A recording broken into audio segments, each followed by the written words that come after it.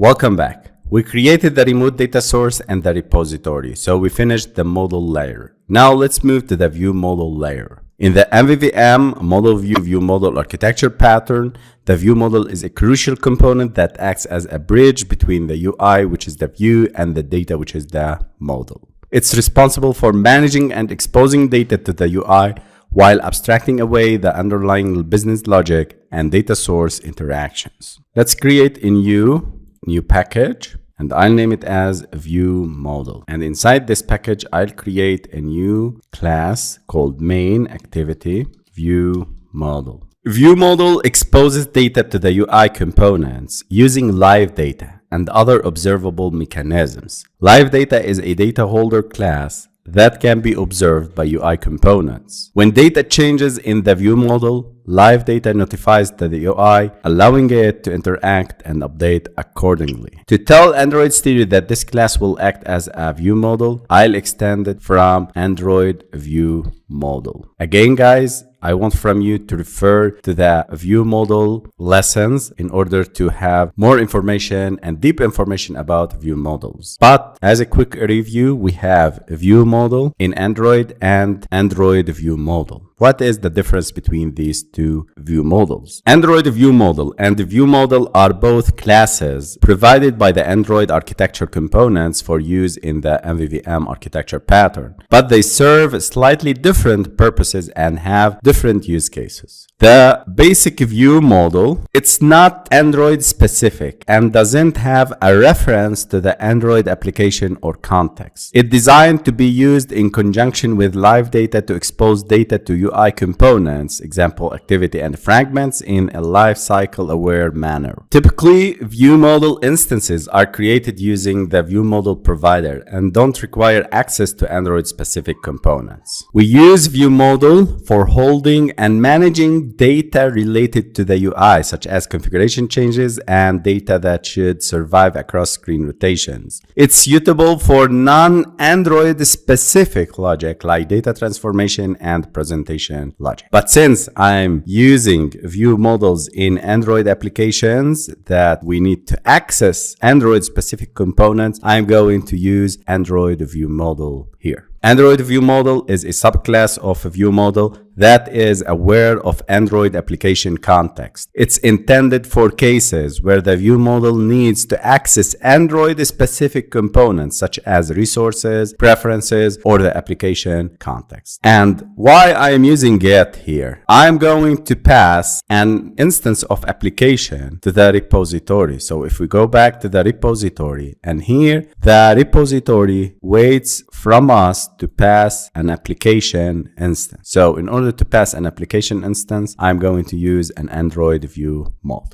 So Android ViewModel is suitable when you need to perform Android specific tasks with a ViewModel, like accessing resources, working with preferences, performing database operations that require a context object. I'll create an instance from the movie repository. I'll name it as repository, and here I'll create a constructor having this repository. I'll remove this movie repository from the constructor parameters, and here I need to pass a new movie repository. I am accessing the application so that you can see in the constructor of the main activity ViewModel class, there is an application inserted here, and I'm going to use it to pass and create a movie repository instance. This is the purpose of using Android ViewModel, this application instance. Then I'm going to implement the LiveData. I'll create a method, get all movies, and the returning type of this method would be a list of movies included inside LiveData. LiveData